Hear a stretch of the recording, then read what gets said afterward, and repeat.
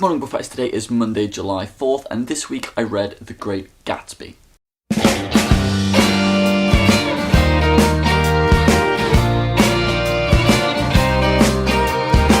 Okay, so first things first, Lauren, you posted in your video that we only had until July the 26th left, and that is not accurate information. You see why we started making videos on this channel on July 26th? We didn't actually start making reviews because them first 5 videos were introduction videos. In fact, we actually started the week after on August 2nd, so that is the day that the channel will end. Well, actually, that'll be the Monday after the first channel, and that'll be the first Monday in this year that I haven't had to make a book fires video. I'm making a video today because obviously we don't have much time left, and the 2 books that I want to talk about, I've got quite a lot to say about each of them, so I'll just make up for last Monday's video by posting a video today, and you'll see my review of Scott Westerfeld's Uglies tomorrow. Katie, you wanted to know if when I read The Great Gatsby, if I interpreted it to be about the American dream. And I have to say initially, no, I didn't. In fact, that didn't even cross my mind the whole time that I was reading it. But when you mentioned it, I kind of thought about it a bit and thought about the themes of the book. And maybe if it isn't about the American dream, it's definitely about dreams. In fact, I would argue that this book is more about dreams than it is about perceptions. So Gatsby is a character that's misimagined constantly, right? You know, from him being imagined to kill someone, to being a Nazi sympathizer, to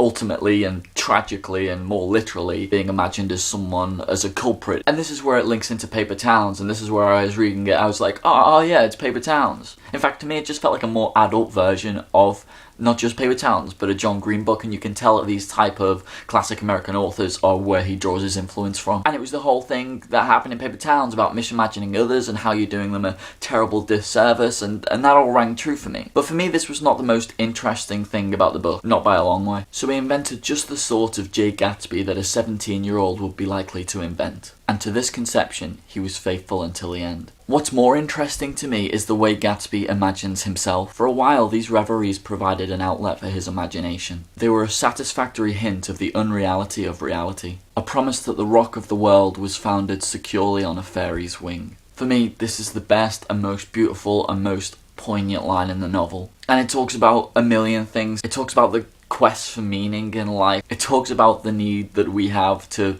try and see inner beauty in things rather than just things as they are. But it also talks about the world that we create for ourselves. When I was in Venice, I was walking around with my Kindle in my bag looking for somewhere to read. Now, I could have just read anywhere. I could have just sat on a bench in one of the squares. I could have read in the hostel. I could have read anywhere. But I walked around for like an hour trying to find this perfect ideal place to read that people, if they were in a film, would go and read. Because before I arrived, that's one of the things I imagined I'd do before I got there. And I was literally judging places on like their merit of picturesque quality, which is odd and strange and ultimately pointless, but in my opinion, completely human. And it begs the most important question in the book for me: are we what we imagine ourselves to be? If I go outside and start acting like a dick to people, does that make me a dick? F. Scott Fitzgerald draws his own conclusion. The vague contour of J. Gatsby had filled out to the substantiality of a man. So he thinks yes, over time, it does. Or at least that's my interpretation of that line. I don't know what my opinion is on this. I guess I think in some way that all of us are living up to the dreams that we have for ourselves, but is that us not being ourselves? I don't know. And I'm not even going to go into the question of what is the self. But I will ask you, that is my question for this week. Are we what we imagine ourselves to be? Katie, you asked a question about English teachers and what we were taught in school, and you also tied that into your American Dream question. We were never taught The Great Gatsby. As far as I know, it's not on the syllabus in England. Not to say that American classic fiction isn't. I read Of Mice and Men, I read To Kill a Mockingbird.